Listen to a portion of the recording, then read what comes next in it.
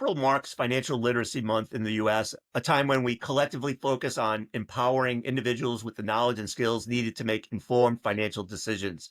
In today's complex economic landscape, understanding personal finance isn't just helpful, it's essential. Hi, I'm Bob Powell, and today I'm particularly honored to introduce our distinguished guests. Joining us is Surya Kolluri. He's from the TIAA Institute, whose extensive experience in financial strategy and retirement research has made him a leading voice in creating sustainable financial solutions. And I'm delighted to welcome Rhonda Ashburn with the AFSA Education Foundation, whose dedicated work in the financial education space has transformed how we approach building financial capability across diverse communities. Rhonda and Seria, welcome. It's a pleasure to have you here. Thank you. So, Seria, I want to start, if you don't mind, with you. You've done quite a bit of work around something called the PFIN survey. Tell us what that is and how it speaks to the state of affairs with respect to financial literacy. Bob, thank you for welcoming me, and good to see you again. And Rhonda, pleasure to join this conversation with you today on this Financial Literacy Month. And Bob, thank you for mentioning PFIN. It's the PFIN Index that we have been working on in partnership with Stanford University and the GFLEC organization.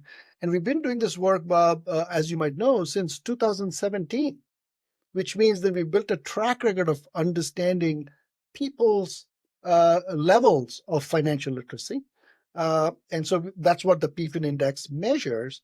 And what we find is that since we launched the survey those 9 years ago, nearly a decade, U.S. adults have correctly answered only about 1/2 of these PFIN Index questions each year.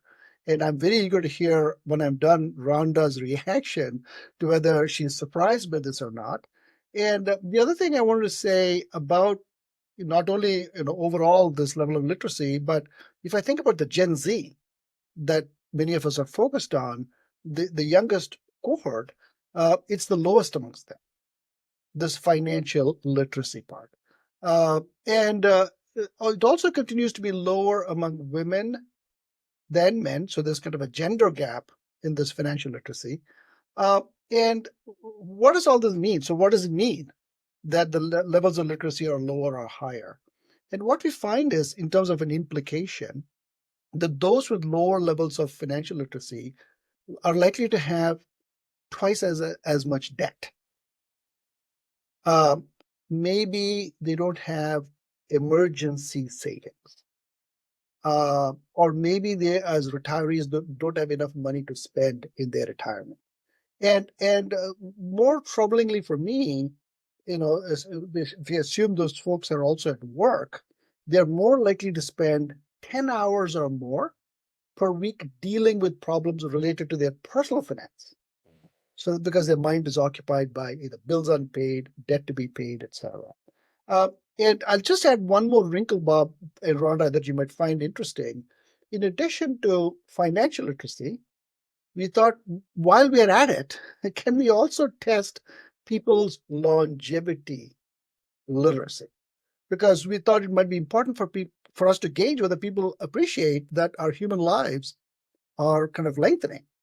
And indeed, as a society, we are racing towards 100-year lives. So how are people doing on this longevity literacy? And I'll give you the technical question that we asked, because we took out infant mortality. So we said, on average, how long can a 65-year-old man live? 65-year-old man live. And how long can a 65-year-old woman live? So we've jumped past infant mortality. And even here, we find that the longevity literacy of the general public is low. Only 32% of respondents answered correctly. And for me, here's a troubling point. Another third, 35%, underestimated their life expectancy. And all three of us can conclude that means they've exposed themselves to longevity risk. So that is a little bit of a description, Bob, of the PFIN Index. Rhonda, I want you to weigh in, but I just have to interject for a moment. I sometimes think, Surya, that for all our efforts over the past decade plus of trying to improve financial literacy, and if we haven't moved the needle all that much, is that a failure of what we're doing to educate people about money, or is it something else? And maybe Rhonda, you have eyes on that. Well, I see through our personal finance curriculum improvement. We actually worked with one of the TIAA fellows, Dr. Carly Urban out of Montana State. She's a professor of economics there. And a couple years ago during Financial Literacy Month, we released an impact study that showed 90% overall the students are seeing some type of improvement knowledge-wise. And we're talking about a fairly large sampling. She had over 100,000 aggregate records that she was looking at. Money Skill was the first, we're told by those around the table, the first online personal finance curriculum. So we have a strong history and we continue to update it and add bells and whistles to make it easier for the instructors. We also are seeing about 65% on average between the pre and the post test when students are taking those. So those are good on the knowledge front. One thing that we didn't have until we worked with Dr. Urban was a behavior piece. And in our first impact study with her, the middle schools that had Money Skill were more likely to have students have a banking account, some type of banking account. And in this more recent study, the students at the high school level that had adopted Money Skill were more likely to use or apply for the FAFSA application, the free application for federal student aid. So we saw that as demonstrating their knowledge of low-cost financing options. The curriculum is pretty robust. We have 37 different modules ranging from budgeting to retirement. I think to speak more directly to the results of your work, it's a comprehensive topic, as the three of us know, and it's not easy. It's, I think, difficult to teach. You've got so many different content areas, and it's not a simple matter when you're trying to be an expert in each of those different areas. But one of the advantages to our own offering, with it being online, it's very plug and play. So the teachers can set up their online classroom and then the students can go through it at their own pace. And that really helps the individual learner. But I think we have strong job security in that the content it takes brushing up on it, even for adults that have been teaching it. As an example, I mean, I wouldn't want to teach an investments class, but I could certainly administer, a module with 10 questions and be working with the students that way. But the more examples we can provide that help people see firsthand how it applies to them, our mission is all about helping consumers of all ages so that they get the content and then they also see the benefits. What's in it for me if you are a responsible consumer and have responsible money management? And of course, understanding the credit process is so important. So there's many spokes in the wheel. I don't think there's a one size fits all. It takes all of us collaborating, and I think that's one of the pluses to designating April as Financial Literacy Month. We can all work together and complement our strengths and weaknesses to make a difference. Yeah, it's Surya, just a suggestion. Maybe we should do an oversample of the 100,000 students in Rhonda's program to see how literacy compares between the two. Well, and Bob, I don't think I mentioned this, but overall we've had 1.5 million, so and continuing to grow. So it's a fairly large audience, and we would love to see more. It's free for schools, so the more the merrier. The schools love that. Yeah, so there's so many dimensions that we can add to the excellent point that Rhonda is making of the progress she has made through her program, which is we're seeing positive signs based on her impact. That you administer this kind of literacy, it goes up. We have to paint that against the scale of what we're talking about. The scale is, we're a 330 million population country, right? 12,500 now, boomers a day are turning 65. And so the scale of the literacy effort has to be, at the size of our country.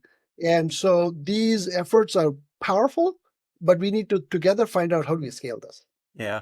So the interesting thing, I always like to use my daughter as an example. So she took a personal finance course in high school. She went to a top business school, and it wasn't until she entered the workforce where some of these concepts around credit cards and saving and investing and 401ks really took flight because previous to all that, it was just a concept, right? It wasn't like hands-on, touch it, feel it, right, live it, breathe it. But now that she is, it's like now she can make the connection between what she learned and what she's doing now. And Rhonda makes a great point. It's a complicated subject with many spokes in the wheel, right? And sometimes it feels like life. So your daughter's case was the life stage, young adult entering the workforce. How about somebody who's become a new parent? How do they deal with their challenges? How about somebody become a caregiver? How about somebody about to retire? These are all different life stages, and different financial spokes will come into play. So, I mean, given that we have to teach 330 million people minus a few financial literacy, like, and it's not necessarily something that people say, oh, I'm going to wake up and go enroll in a course to become more literate about money. So how do we help get from where we are to where we need to be? I think there's some great resources out there. I mean, obviously, we're partial to money skill, but we collaborate with an organization known as the Jumpstart Coalition for Personal Financial Literacy. I'm shaking your head, Bob, you're familiar with that. And that's many different partners, for-profit, nonprofit, different organizations that care about this cause in K through 12 financial education and want to get the word out. There's actually a clearinghouse where there are vetted resources that educators and others can access the materials. And I say others, I mean, that can be parents, grandparents, anybody that wants to get their young person or their family member, community member off to a good start learning the various concepts. There's the two ways to look at it. We can be preventative, and that's really, getting them the knowledge and information they need early in life. But then also we know that life happens and there's unanticipated financial shocks along the way. And the National Endowment for Financial Education has done a good job at looking at it as an ecosystem, the big picture, and being mindful that everybody has a different perspective and may have been impacted in a different way. But to me, we can't start early enough. And I think, age appropriate financial education is so important so that as people get in those later years, they are saving for retirement and they have taken some small chunks out early to get to where they need to be. But it is a very challenging issue. Earlier in my career, I worked for the National Foundation for Credit Counseling, and we did a fairly major multi-million-dollar effort helping Americans be financially stable. And at that time, it was 10,000 individuals retiring every day. And I know it's grown, as you mentioned earlier, but I think collaboration is key. Bob, I have a favorite go-to. Okay. In addition to the education lever that Rhonda is talking about. And I'm thinking about your daughter and your daughter's case example of as young adults starting work. So for me, a lever that we can all kind of depend upon, I think, are employers. Because employers offer benefits, offer retirement plans, and what we find in our research is trust of employees on their employers is pretty high. I mean, we talk about trust in society deteriorating, but the trust in employers is still pretty high. And so if we can depend on employers to not only provide the benefits, but provide education around those benefits through financial literacy, through longevity literacy, that's, I think, a very effective path. And so joining forces with employers, I think, can be powerful as well. Yeah. One of the, I'm sure you know about this, Surya, one of the cutting edge 401k, 403b features that employees are adding are advisors going into the workplace or virtually to help people not only with their retirement planning, but with their budgets and with their credit issues and with their insurance and tax issues. So it seems like that's a wonderful place to connect with people. Wonderful place to connect. And there's been an evolution with employers as well. So if you look at broad surveys of employers, their expression of the desire for their own employee well-being, their own employee financial well-being has been climbing. It's in the 90s now. And so employees trust their employers. Employers want to impact the well-being of their employees. So there's a door open right there for us to go through. You know, Rhonda, as you were talking, I'm reminded of how I'm fond of saying that what Sesame Street did for children entering, kindergarten, having a knowledge of letters and words and whatnot, is the same thing that ought to be done around money and numbers, right? That we need a Sesame Street that helps people like go to kindergarten knowing about whatever, right? Maybe I don't, maybe not inflation. Age appropriate. Age appropriate. But there's it's there. It's just right. I mean, there are resources that do that, but maybe Sure. And I I think again, there's various resources. It's just doing your homework and also being mindful of the teachable moments. So, different stages of life, children start to pick up on things, and you want to be ready as a parent or the guardian caregiver to help them understand. I think our cashless society it's made it more challenging because people don't see that transaction at a young age. So it's a little bit harder to figure out where is the money coming from and how do I get X for Y? That it's not as clear as it used to be in the olden days. But I mean, it's still the old-fashioned concepts of saving, understanding how to budget. That I always say it all goes back to the needs and the wants. Really, everything kind of revolves around that. And we're thankful that through our curriculum, the various areas that we offer just about cover everything that they're going to encounter as a consumer. We just released this month 3 new lesson plans to complement the online materials, and those are in the vehicle finance space because most consumers, need a car, use a car, and it's helpful to have engaging activities with the high school students. Years ago, we did a brochure with the Federal Trade Commission and the National Automobile Dealers Association on understanding vehicle finance. It can be sometimes a complex topic for consumers to understand, but again, it's collaborating, looking for the organizations that have the strengths that you want to share and work together on specific topics. But you're right, we need the most varied resources, and we need to think about all the different ways we can customize it for different ages. And one point I'd make is, and maybe all of us should give all of ourselves a little bit of grace. Meaning, how much can we learn across all domains? How much can I learn about health? How much can I learn about finances? How much can I learn about socialization? And putting all the burden on the individual, saying you need your literacy levels to be high across all these things while I'm trying to earn my living, while I'm trying to raise a family, while I'm trying to pay off debts, is not easy. And so I think there's a minimum level of education that, of course, we should try and inculcate, but also providing some structures around people that can help them help themselves, I think is also important. Yeah. Surya, could you comment? I know you've done a lot of work with Olivia Mitchell and Anna Marie Lusardi around their 3 big questions and now their 5 big questions. Would you say to someone who wants to get a baseline of their literacy that they answer the questions that Anna Marie and Olivia have developed? Yeah, that is of course a minimum that understanding a stock, a bond, a loan, interest rates, like you said, inflation. That is just by way of saying how is the population doing. But I do think as we think about how can we help people help themselves, helping them understand the risks they're taking and some of the solutions that can provide them help, such as improving their annuity fluency, improving their retirement fluency can also be important because then it's not like, hey, have you done all the math yourself? It is like, are you in the right solution set that's going to help you with a major problem that you might face, which is longevity risk?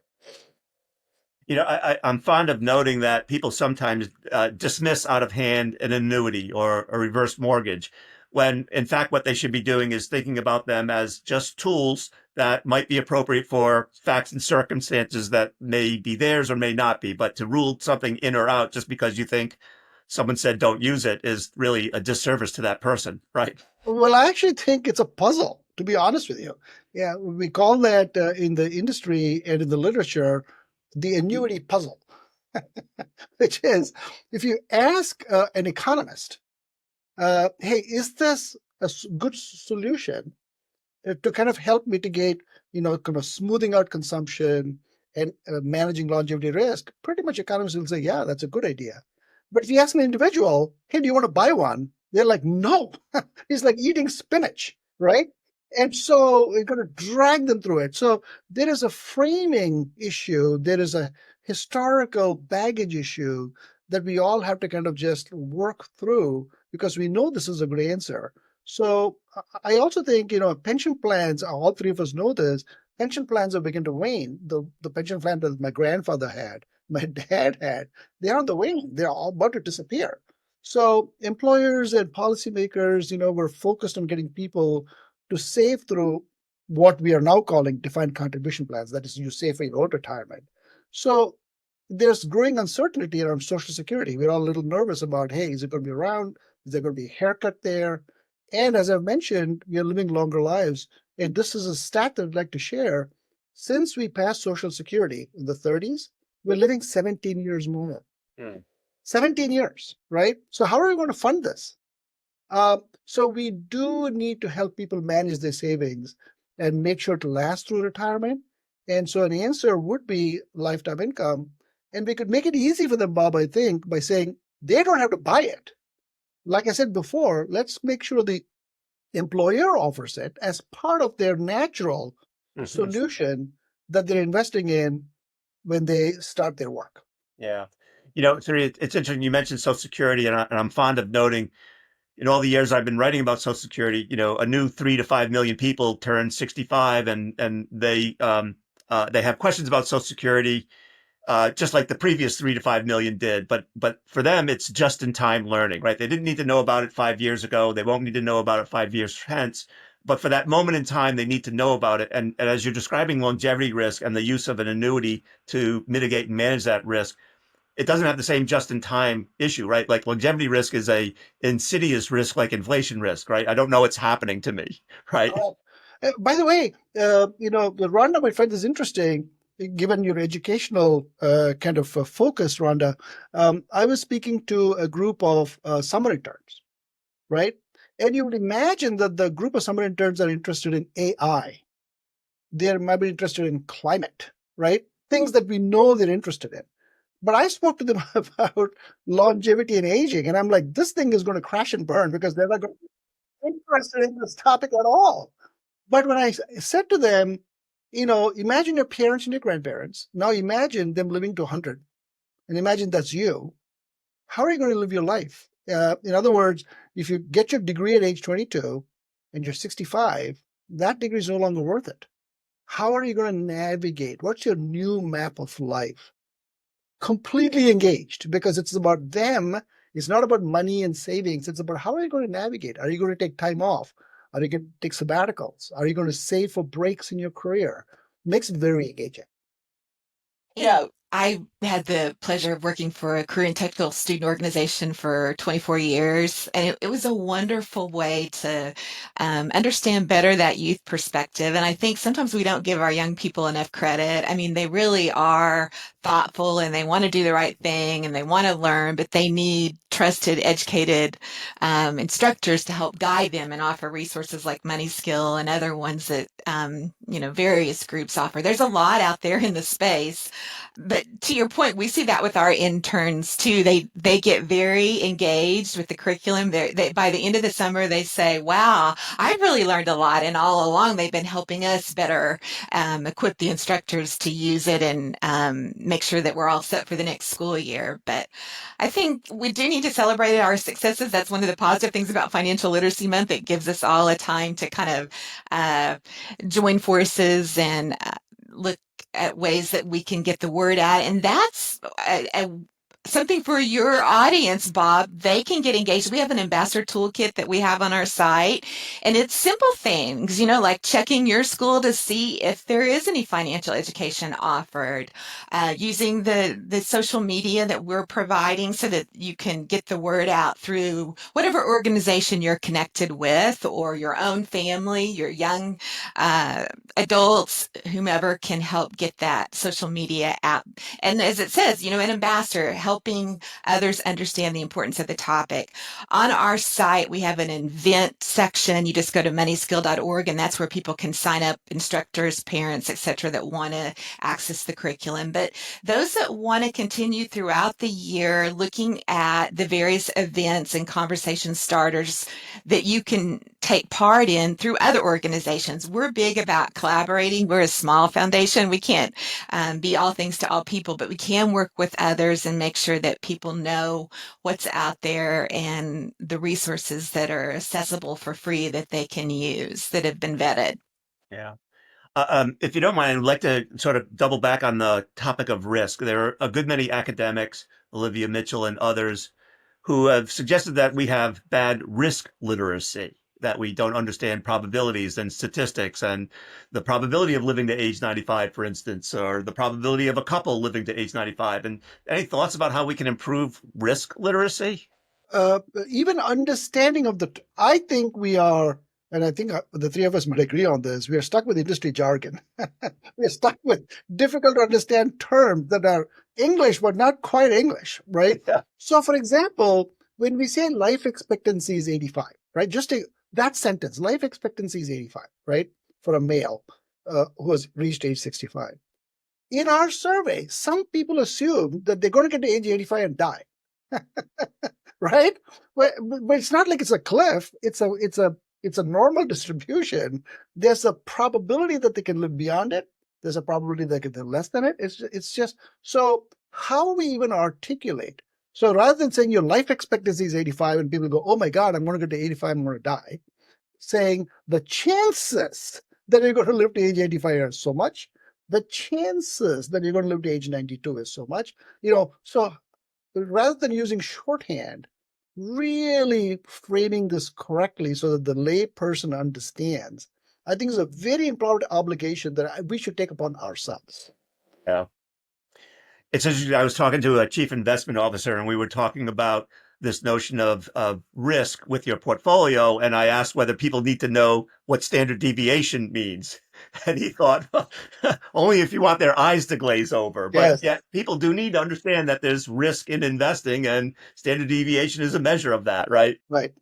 I'll give you another example on language, right? Just to go back to connecting the risk to the language. So imagine Social Security, right?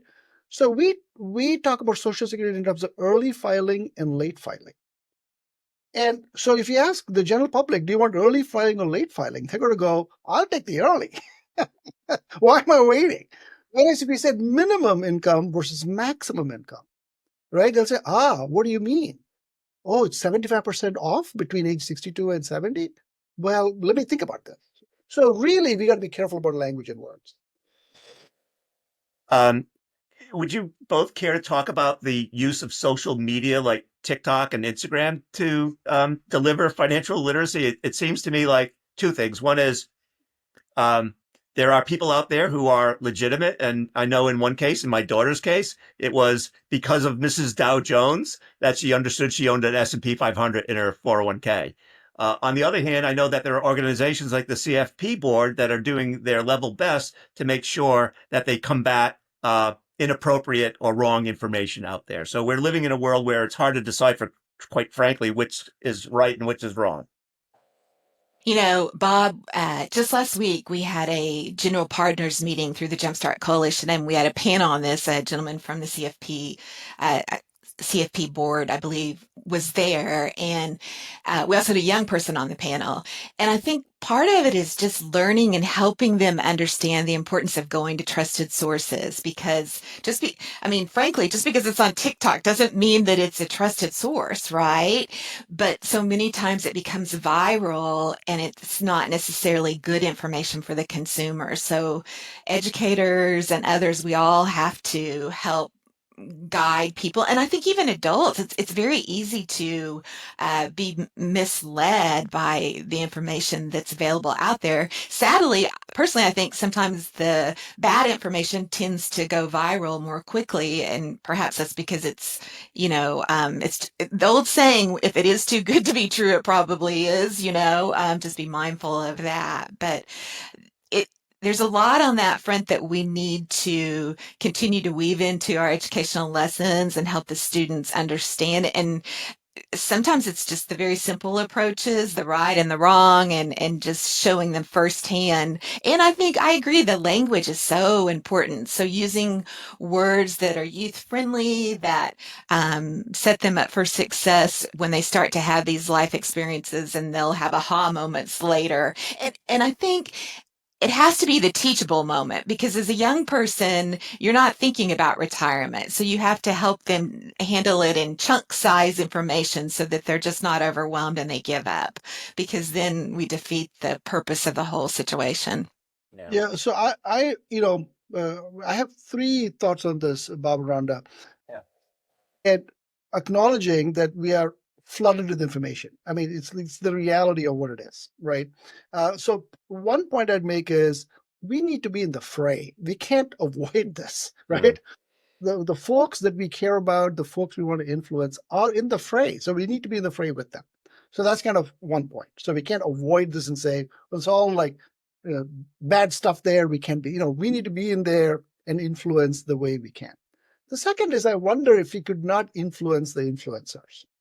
So maybe have some kind of a program or another foundation or some association that bring these influencers together so that we are doing our best to give them the right information. And the third is I also, we have to also be authentic, right? So we have to be who we are and trust that when the moment is right, we can get to the folks through employers, to the foundations, etc. I think a mixture of all these three will help us to some level address this tsunami of information that's out there. So, Seria and Rhonda, I'm often fond of saying that what I'd like to do is not to create a nation of do-it-yourself investors, but to help someone go from street level to curbside to advisor's doorstep. And Surya, I know you've written a report about the state of financial advice in this country. I'm curious what you found and what it means for our viewers. Yeah, Bob, thank you very much. So in partnership with the Age Lab at MIT and its director, Joe Coughlin, we did this work that we call the future of advice. Meaning, given everything that we've talked about, young people and folks who are retiring, where is advice headed? And what we found, and I'll talk about AI in a second as well, but initially what we found was, like the super majority of Americans, I'm talking about 90+%, seek guidance from family and friends. Not surprising to us, right? Because, my family comes to me and I go to my family members as well. But only 40% are satisfied with the advice they receive. Fair, because not everybody is an advisor. So they're seeking advice, but are they satisfied with it? No. And they are also, what are they looking for in this advice? They're looking for it as mostly a kind of a source of information. Help me understand. So this financial literacy point we were talking about, the longevity literacy point we're talking about. So help me understand the situation. Help me understand crypto. Help me understand inflation. Help me understand tariffs. Just walk me through this. Help me understand. And I think AI, we find in this future of advice, you can't talk about future of advice without a little bit of AI in it, right? And so we are finding, of course, AI is making its way into this advice model, but our takeaway was that AI is not going to replace an advisor as we know them, but an advisor using AI could end up replacing an advisor not using AI. Right? Yeah. So there is a role of a co-pilot, and we see the future headed there. So if you do have a co-pilot, and this is the interesting part I found fascinating. So if you do have a co-pilot, and the advisor is using the co-pilot AI to kind of deliver advice, what is the role of the advisor then?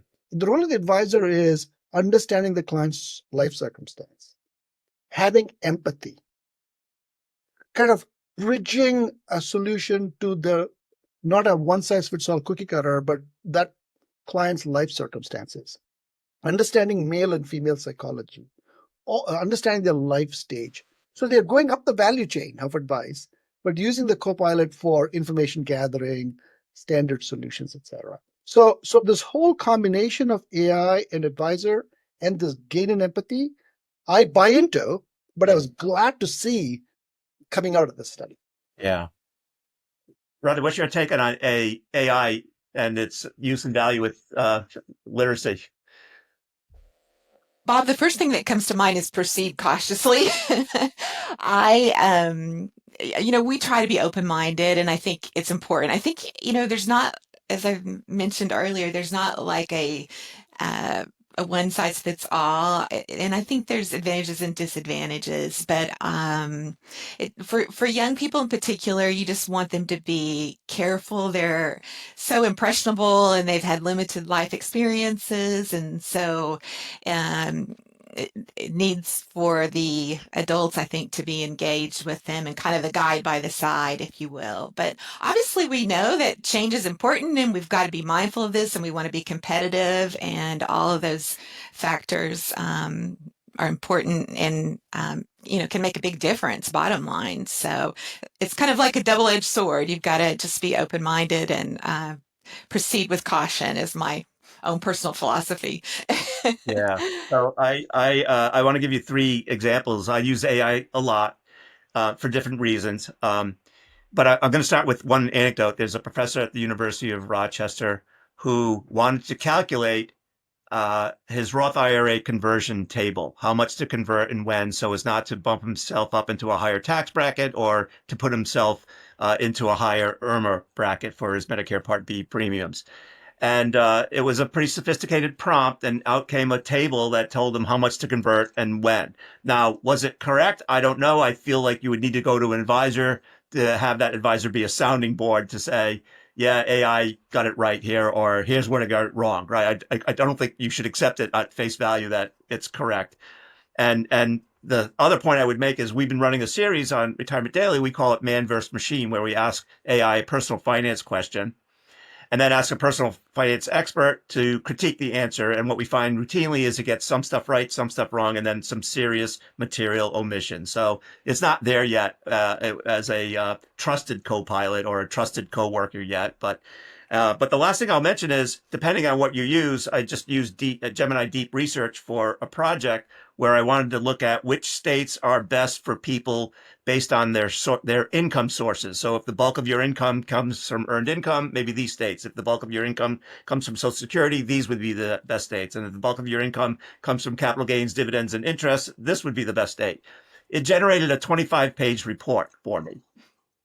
Now, is it correct? I don't know. I'm going to ask subject matter experts to help me assess like whether this is accurate or not. But nonetheless, I think your point is you can't avoid it being part of your life anymore, right? It's there and people are And in using it. fact, the 2 points I'll make, Bob, one is, we were talking about Gen Z and the younger generation, they're growing up with this.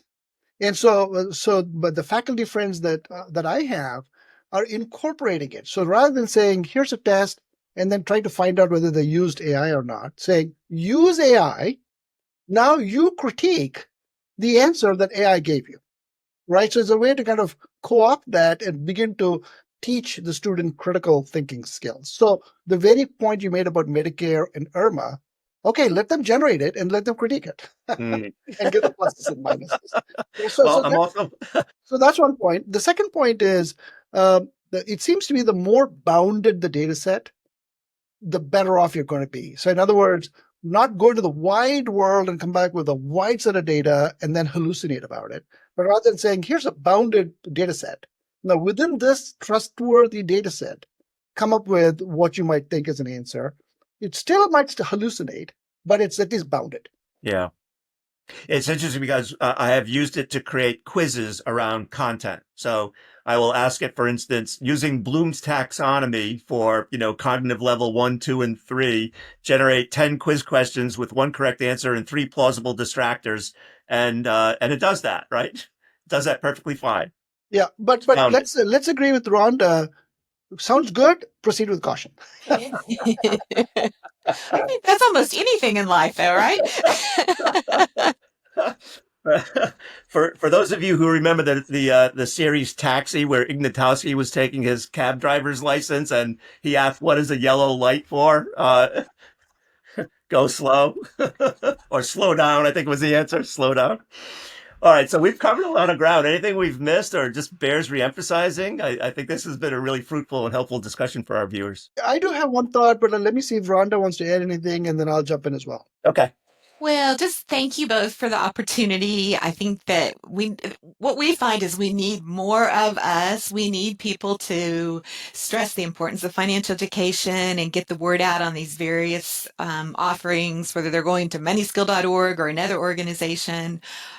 We've got to keep teaching and informing consumers and providing resources that will help them in their journey day by day. But it's definitely a team effort. We know that's together everyone accomplishes more, and I think through collaboration we can make a positive difference. So, Rhonda, thank you very much. I think there are two sides to the coin, Bob. One side of the coin is what Rhonda just said, which is education, spread the good word, etc. The other side of the coin is also let's give people the structure to help themselves. So for financial security. So for example, I'd like us to imagine this picture of a floor. So imagine Social Security as the floor. It's not enough, but it's a floor. Now you can't be comfortable sleeping on that floor. So you need a little bit of a mattress. And so these annuities and these lifetime income defaults that I was mentioning becomes the mattress. So I can now sleep comfortably. Now I need a roof on my head. And the weather turns bad. So I need some money in the market as well.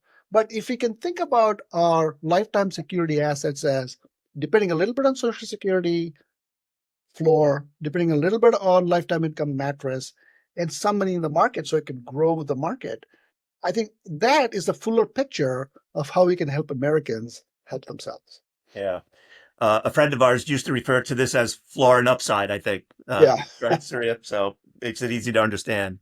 Yes. Well, I want to thank you both for joining us for Financial Literacy Month, and I really appreciate the opportunity to have you share your knowledge and wisdom with our viewers. Thank you.